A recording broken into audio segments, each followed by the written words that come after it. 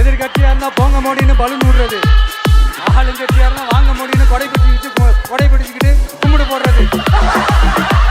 ஒரு தவறு செய்தால் அதை தெரிந்து செய்தால் அவர் கபட நாடக மூக்க ஸ்டாலின் அங்கிலாகவே இருந்தாலும்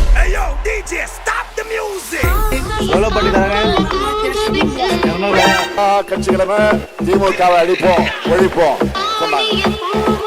இப்பவும் சில பேர் பேசிக்கிட்டு இருக்காங்களே, இப்போ திமுகவுக்கு நாங்க தான் மாற்றம் பேசுறாங்க. என்ன மாத்த போறாங்க, என்ன மாத்த போறாங்க?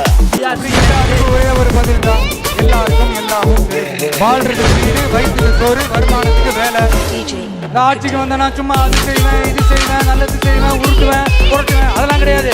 செய்யறதுக்கு நல்லது செய்யறதுக்கு மட்டும்தான் இந்த விஷயம். செயல் செயல் செயல் தான் முக்கியம்.